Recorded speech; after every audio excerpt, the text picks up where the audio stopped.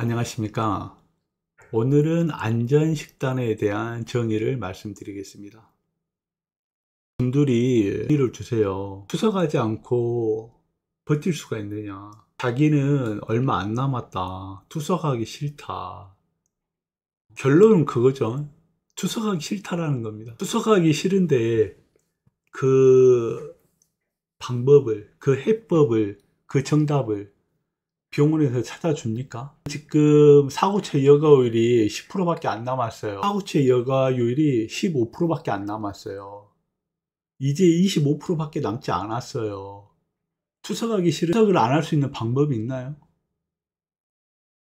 정답을 가르쳐 줍니까? 현대의학에서 그 정답을 가르쳐 주는 게 바로 오늘 시간입니다. 오늘 강의는 아이가 됐던 어른이 됐던 그리고 할머니, 할아버지가 됐던 그 어떤 사람도 적용이 됩니다. 그냥 이 식단을 실행하기만 하면 투석하지 않는 이론적인 성립이 100% 된다는 것이죠. 100%입니다. 100%. 뭐라고요? 임상적으로 100%가 이론적으로 100%가 무조건 투석을 안 하는 방법이 존재한다는 것입니다. 이게 사기인지 진짜인지 사실인지 한번 알아보시죠. 이런 투병식 식단을 바로 안전식단이라고 정의를 내렸습니다. 자, 안전식단은 뭐냐면 현재 나와 있는 신장병 식단에 한 10% 남았는데 내가 지금 15% 남았는데 신장병 식단을 따라 했더니 투석을 안 할 수 있습니까? 장담을 못 하죠. 장담을. 결국 투석을 합니다. 그래서 저도 마찬가지 미년 9월달 약 3년 전에 사후체 여과율이 11% 나오더라고요. 투석합니다. 준비하세요.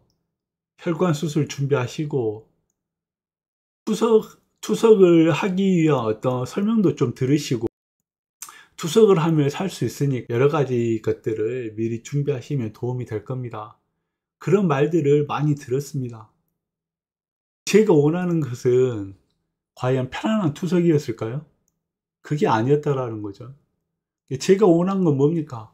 투석을 하기 싫다라는 거예요. 투석을 하기 싫다고 하니까 투석을 어떻게 한다는 정답을 가르쳐 주는 사람이 한 명도 없습니다. 제가 알려드릴 내용은 투석을 하기 싫은 사람들이 따라서 한쪽으로는 100% 투석을 안 할 확률이 생긴다는 것입니다. 자, 그래서 신장병의 제일 문제점은 바로 치료 방법이 없다는 것입니다. 치료 방법의 한계가 분명 존재하기 때문에 신장병이 생기는지 어떻게 악화되는지 과정을 100% 다 알 수가 없다는 것이죠. 100% 다 알 수가 없으니까 이걸 어떻게 치료해야 될지 연구 자체도 명확하지 못한다는 것이죠. 예를 들어서 제가 의사고 예를 들어서 지금 이걸 보고 계시는 분들이 의사라고 생각을 해보세요. 신장병이 나빠지는지 100% 이해를 하지 못하는데 치료법을 만들 수 있겠습니까? 불가능하다는 것이죠. 때문에 이런 치료하는 방법의 한계가 분명 존재합니다. 그래서 결국은 투석으로 이어지게 되는 것이죠. 현재 나와 있는 신장병 식단에서의 맹점은 결국은 보존치료가 목적이며 그 보존치료의 끝에는 결국은 투석이 된다는 것이고 투석을 하기 싫으니까 현재 나와 있는 투병의 식단에 뛰어넘는 이상의 식단을 찾는 것이 바로 저의 임무이자 했다는 것이죠. 선택했던 것이 옛날에 의학이 발달되지 않는 과연 어떻게 오래 살았을까? 예전에는 현대보다 의학이 더 발달도 되지 않았고 또 어떻게 죽어가는지도 정확히 알 수도 없고 생겼다 한들 병인지 어떻게 치료하는지도 정확히 모르는데 오래 살 수 있는 확률이 생겼을까 궁금해지더라고요. 저는 이런 생각을 했어요. 내가 생각을 해도 여러 가지 생각을 좋아. 그러면은 옛날 사람들 중에서 제일 똑똑한 사람들이 생각하는 장수, 오래 사는 방법은 무엇일까를 공부를 하게 됩니다. 시대 왕들 중에서 제일 오래 산 왕을 찾게 되는, 조선시대는 불과 100년 전 우리나라입니다. 100년 전 한국의 모습이 나라죠. 500년의 역사를 가지고 있는, 500년 동안 제일 오래 산 제21대 용조라는 했습니다. 81년을 살았다고 역사에 나와 있어요. 그래서 이 사람은 1694년에서 태어나 776년까지 사시다가 가셨죠. 그래서 왕은 1724년부터 1776년까지 약 50년을 넘게 군림을 했습니다. 내려오지 않았다는 것이죠. 자, 설명을 더 들어봅시다. 용조는 시대 왕들 중에서 가장 오래 살았으며 재위 기간 동안 길었던 군주로 기록되어 있습니다. 이 용조라는 임금이 장수할 수 있는 오래 살 여인은 무엇이냐 봤더니 엄격한 식단 그리고 절제. 엄격한 식단이라는 건 뭐예요? 먹지 않는다. 좀 적게 먹어라. 그리고 짜게 먹지 않는다. 싱겁게 먹어라. 그 말이 뭐겠어요? 자, 우리는 짠 걸 좋아하죠. 짠 걸 좋아합니까? 느낄까요? 짠데 소금은 인체에서 중요합니다. 소금이 없으면 사람은 죽죠. 될지 이틀이 될지 뭐 정확히는 모르겠지만은 소금, 즉 나트륨이 존재하지 않다면 바로 죽겠죠. 옛날에는 소금이 어때요? 굉장히 비쌌겠죠. 귀한 존재였겠죠. 그러니까 이 귀한 음식 재료인 소금이 얼마나 맛있겠습니까? 또한 본능이라는 게 있죠. 본능. 이 소금이 우리한테 절대적으로 필요한 재료이다 보니까 본능적으로 짠맛을 맛있다라고 느끼게 됩니다. 하루에 필요한 소금이 100이라고 가정을 했을 경우 150을 먹고 200을 먹어도 죽지 않을 정도면 이 짠 음식이 아주 맛있다라고 이 뇌는 생각하게 되는 거예요. 소금을 과다 섭취하고 충분하게 섭취해서 몸에 저장을 해야 되니까. 옛날에는 소금이 굉장히 귀했거든요. 그게 돼요. 인간은 본능적으로 소금을 보면 먹고 싶어한다. 본능적으로 각인되어 있는 겁니다. 이 뇌 속에. 그래서 우리는 짠 걸 먹으면 기분이 좋아져요. 맛있게 느껴지는 거죠. 지금 우리가 신장병 환자들, 투석하지 않는 사람들 보면 소금을 먹습니까? 먹지 않습니까? 저 같은 경우는 뭐 하루에 고추장 한 5g? 10g 정도를 먹는다고 표시를 해놨지만 안 먹을 때는 뭐 한 2, 3g 밖에 먹지 않습니다. 고추장을요. 맛만 보는 것이죠. 맛만. 저 같은 경우는 여기 제일 마지막 한 입 두 입에서 고추장을 조금 넣습니다. 고추 찍어서.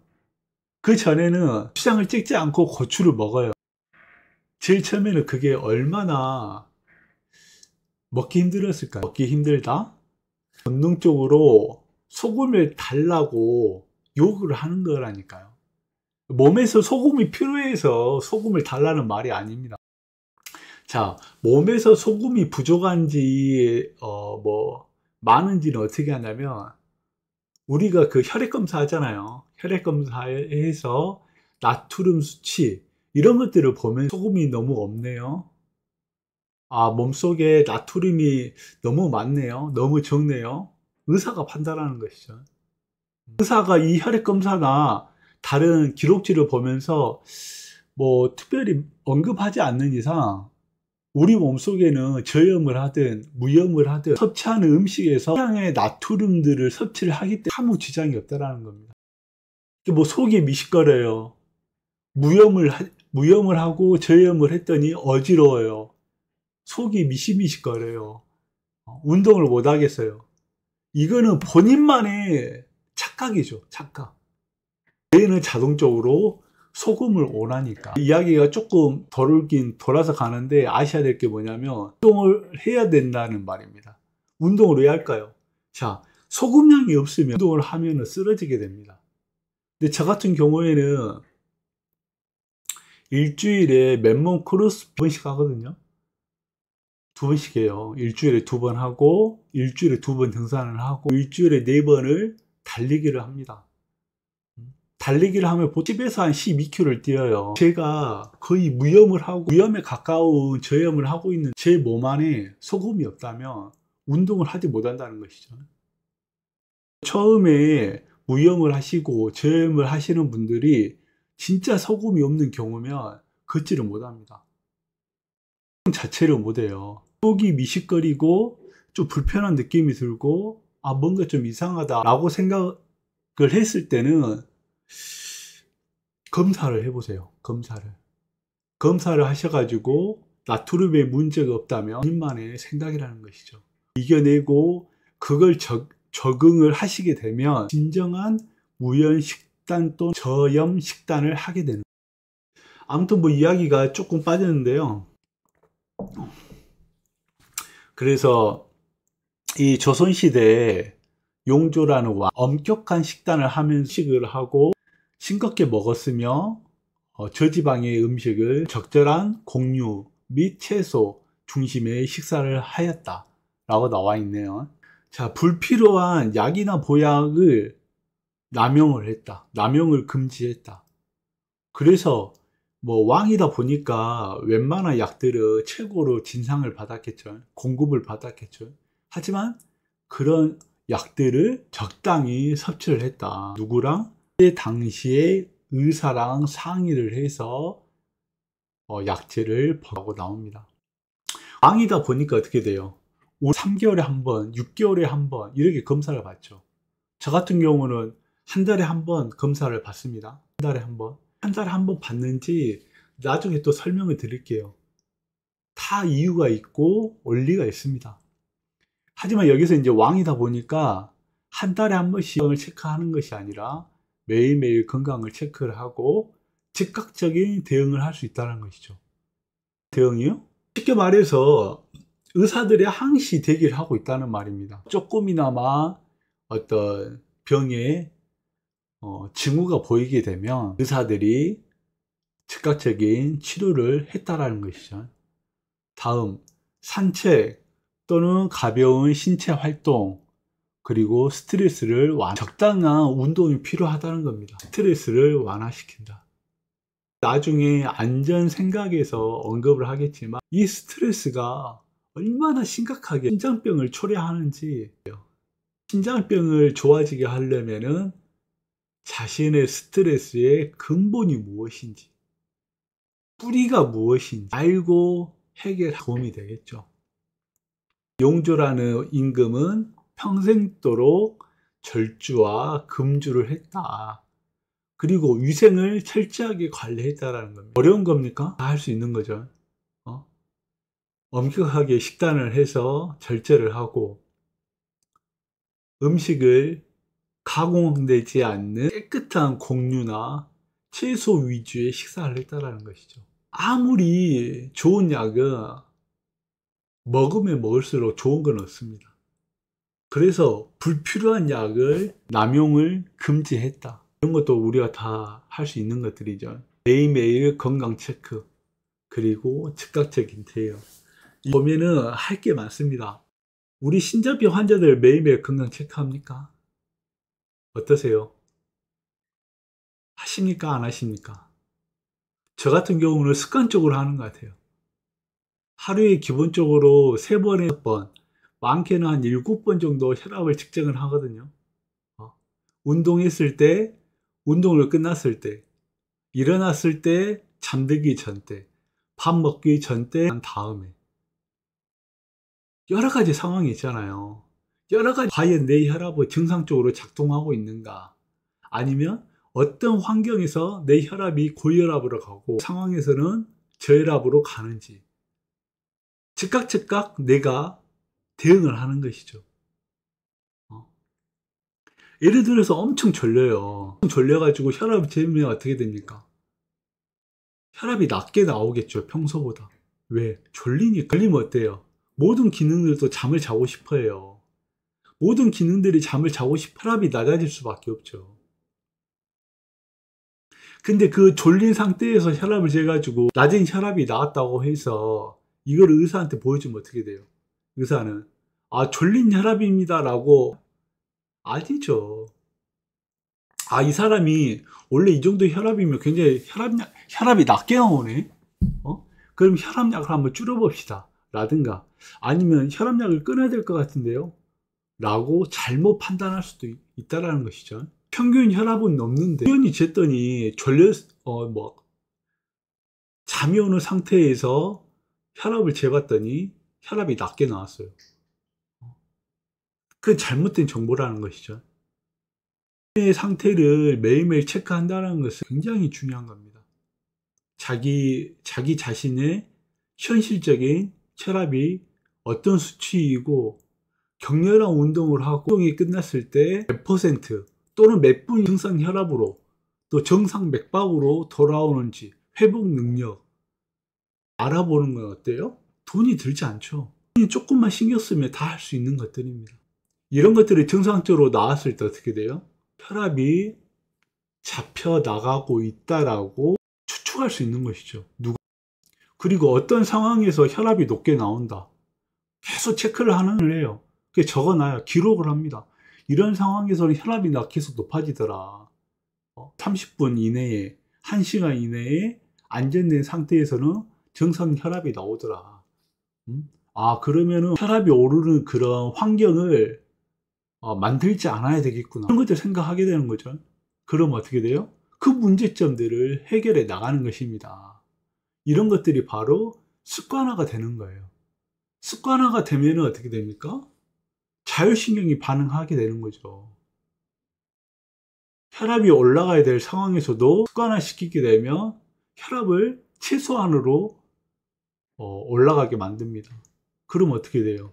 위험 혈압에서 정상 혈압으로 더 가깝게 오르겠죠. 이 용조는 밥을 적게 먹는 것은 천하에 장수하는 방법이다. 내가 이를 힘써서 여기까지 무병하게 된 것이다 라고 기록에 나와 있습니다. 이런 것들을 보면서 오래 살려면 왕처럼 살아야 되겠다라고 생각을 합니다. 왜? 증명했잖아요, 왕이. 이때는 현대의학보다도 현저히 떨어지는 그 의학 수준과 환경 속에서도 장수를 했다라는 것은 신빙성이 있다라는 겁니다. 그래서 일단은 식단을 바꿔야 되겠다라는 생각이 강력하게 들었습니다. 자, 일단은 저의 어떤 취향의 전환이었어요. 조선시대 왕에서 어떻게 사는 방법을 찾았으니까, 그럼 현대에서는 이런 환자들 말고 일반 사람들은 어떻게 하면 오래 살 수 있는가를 또 알아봤습니다. 대표적으로 5개의 식단을 찾았는데요. 자, 첫 번째는 지중해식. 대표 식재료는 올리브유, 통곡물, 생선, 채소, 과일, 견과류, 콩류. 다 아는 것들이죠. 주요 특성, 포화지방, 품 위주, 적당한 해산물과 닭고기. 고기인데도 붉은 고기가 적은 고기를 말하는 거죠. 이 지중해식 식단을 먹었더니 어떤 게 좋아지냐?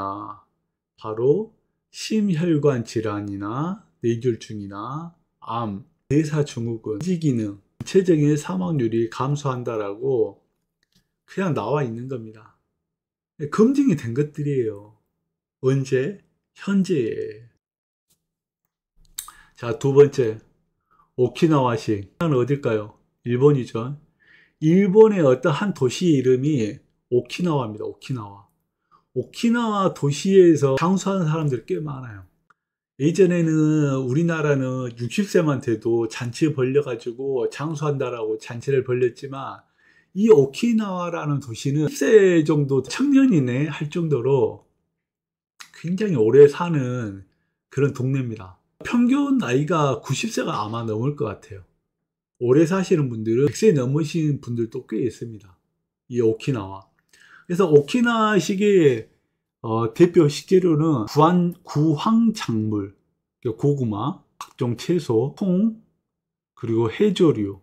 해조류는 뭐 미역도 될 수 있고 김도 될 수 있고 뭐 그런 것들이겠죠. 그 다음에 생선, 그 다음에 쌀.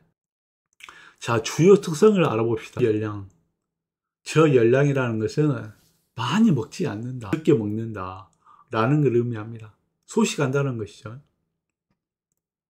자, 80%만 먹는 소식 문화를 오랫동안 해왔다. 특이한 게 있네요. 항산화 물질이 풍부하다. 항산화 물질. 항산화 물질이라는 것은 세포 손상을 방지하고 노화를 지연시키며 면역력 강화 및 질병을 예방한다고 나와 있습니다. 항산화 물질을 많이 먹으면은 세포 손상을 방지하고 노화를 지연시키고 면역력을 강화한다. 그러면 여기서 항산화 물질이 제일 많은 게 뭘까요? 바로 콩이 되겠죠. 콩. 이 오키나와는 콩을 어떻게 먹었을까요? 나또로 많이 먹었겠죠. 나또. 장수 및 건강 효과에 장수를 실현하고 암, 심혈관 질환, 당뇨, 치매, 만성 질환 위험을 감소시켰다 라고 나옵니다. 제가 주장하는 게 아니고 검증된 것들을 말씀드리는 겁니다. 자, 인도식 식재료, 콩, 현미, 종채소, 향신료, 강황, 고수, 생강, 요거트, 치즈, 기버터. 자, 8%가 동물성으로 이루어지지 않고 식물성으로 이루어져 있습니다. 자, 풍부한 항산화, 항염, 다양한 향신료를 사용한다.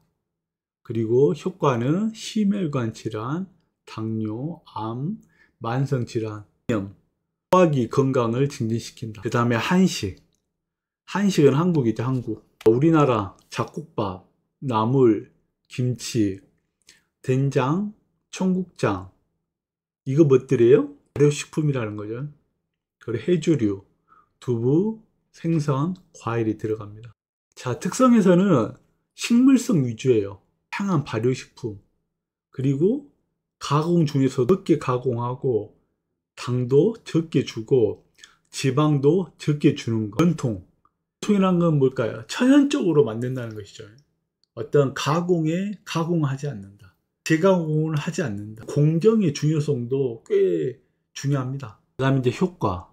대사증후군, 대장암, 위암, 고혈압, 심혈관 질환, 치매 위험 감소, 장내 미생물이 다양하게 증가한다. 하지만 대신에 식재료는 채소입니다. 채소, 과일, 저지방, 유제품, 통곡물, 견과류, 생선, 닭고기, 저염, 저지방, 가공식품을 제한한다. 을 먹게 되면 혈압 강화가 목적이다. 고혈압이나 심혈관 질환을 줄여주고 뇌졸중, 당뇨병, 만성 신장 질환의 위험을 감소한다는 것이죠. 이렇게 나와 있어요. 그래서 지금 현재 제가 먹고 있는 식단은 잡곡밥, 견과류, 양배추, 당근, 양파, 청국장, 플레인 요거트, 브로콜리, 블루베리, 풋고추, 상추, 올리브유, 쌈의 식초, 생선, 발효김치, 꿀, 산야초, 각종 과일과 해초류, 발효된장 및 고추장을 재료로 선택한 것이죠. 저 같은 경우에는 시대 왕이 어떻게 오래 살 수 있는지를 먼저 찾아보고 그 다음은 신장병 환자들이 먹는 걸 찾아본 게 아니라 현대인들이 올 때 오래 살 수 있는 무엇인지, 어떤 걸 먹어가지고 오래 살고 있는지를 먼저 알아봤다라는 것이죠. 쉽게 구할 수 있고 또 오래 먹을 수 있고 자주 먹고 질리지 않는 재료들을 선택하게 됩니다. 방금 설명해 드린 게 그래서 정해진 거예요. 그래서 이렇게 먹으면 오래 살 수 있다라고 이미 검증이 됐잖아요. 검증이 됐다라는 말이 우습게 보면 안 됩니다. 우습게 보기 어렵다는 뜻이 이론적으로 뭐냐면 재료들은 최소 몇백 년 동안을 인간이 이제 없었다는 것입니다. 이해되세요? 제가 이렇게 재료들을 나열을 했지만 이 재료들은 입증한 게 아니라 우리 인간 아시아나 유럽이나 아메리카를 떠난 종들이 이 재료를 먹고 문제가 없다라고 말을 하고 오히려 좋아진다라고 말을 하는 것들입니다. 이해가 되세요? 그래서 안전식단의 재료를 선택한다라는 것은 제가 지금 제 안전식단을 설명을 하지만은 100% 따를 필요가 없습니다. 아직 이해를 못하니까 투석하기 싫으니까 제 식단을 따라 할 수는 있고 모기 환자가 이걸 먹고 투석을 하지 않으면 검증이 되는 거 아닙니까? 약 3년간 이걸 먹고 살았다니까요. 음식들을 4기 환자나 3기 환자나 2기 환자가 먹게 되면 어떻게 될까요? 월등히 좋아질 수 있는 이론적인 확률이 생긴다는 겁니다. 누가 입증을 했다고요? 우리 인류가 몇천 년 살면서 이러한 재료들을 먹고 뭐라고 말해요? 장수하고 어떤 병을 예방을 하고 건강이 증대하고 어떤 건강이 좋아졌다라고 말을 해주고 있잖아요. 이게 바로 안전식단이 되는 겁니다. 비싼 재료가 이 투병 식단의 재료가 되지 않는다는 것이죠. 이게 핵심이에요. 이게 핵심. 설명드리기 위해서 조선시대를 설명을 했고 5가지 어떤 장수 식단에 대해서 설명을 드렸고 이것들을 이해해야만이 왜 이런 재료를 선택을 해야 되는지 왜 이런 재료들을 식단으로 구성을 해서 섭취를 해야 되는지 알 수가 있다는 것이죠. 중요한 것은 안전하다는 것이죠. 이런 재료들을 먹었을 때 제일 신장에 부담이 없다는 것이죠. 처음 시작할 때는 이 재료들을 갖고 시작을 했습니다. 제일 처음에는 이 재료들을 모아가지고 하루 식단을 짰어요. 하지만 3개월 또는 6개월 정도 뒤부터는 최종적으로 제가 원하는 식단을 짜게 된 거죠. 제가 원하는 식단이 바로 현재 식단입니다. 백미밥 750, 잡곡밥 150, 양배추 200, 당근 150, 무염 발효콩, 생청국장이죠. 처음부터 첨가하지 않는 것, 땅콩, 브로콜리, 블루베리, 올리브유, 풋고추, 고추장, 오렌지 130. 여기 하나 부족한 게 있는데요. 오이가 빠지네요. 오이가. 자, 오이 냉채는 제가 지금 급하게 넣었어요. 갑자기 오이가 빠져 있더라고요. 예전에 처음 시작할 때에는 여러 가지 재료들이 있었죠. 여기 보면은 뭐 플레인 요거트도 있고 꿀도 있고 생강도 있고 또 강황도 있거든요. 강황에 빠졌네. 강황이 뭡니까? 커리죠. 카레. 현재 식단은 이런 식으로 돼 있다. 여기 또 추가하는 게 발사믹 식초. 그래서 이제 예전에는 강황도 먹어보고 생강도 여러 가지 시도를 했어요. 근데 이제 생강이 안 좋아서 안 먹은 게 아닙니다. 강황이 안 좋아서 현재 식단에서 그게 뺀 게 아닙니다. 성향이 있어요. 성향. 제가 계속 꾸준히 먹어야 되는데 이런 것들을 조리를 하지 않고 이제 가루로 섭취하다 보니까 먹기가 불편하더라고요. 그래서 생강하고 강황은 현재는 꾸준히 섭취는 안 하고 있는 편입니다. 근데 가끔은 먹죠. 가끔은 카레가루 사가지고 먹기도 합니다. 그리고 뭐 이제 어찌나 한 번씩 요리를 할 때 생강 같은 것도 좋아하죠. 하지만 매일매일 섭취를 하지 않는다는 거죠. 제 성향과 맞지 않아서 그런다는 것이죠. 이런 재료들이 나쁘다는 게 아닙니다. 그래서 현재 식단에서는 이런 식으로 제가 섭취를 하고 있다. 바로 안전 식단이 되는 것이고 이 안전 식단을 먹게 되면 누구나 좋아질 수 있다라는 이론적인 성립이 되는 겁니다.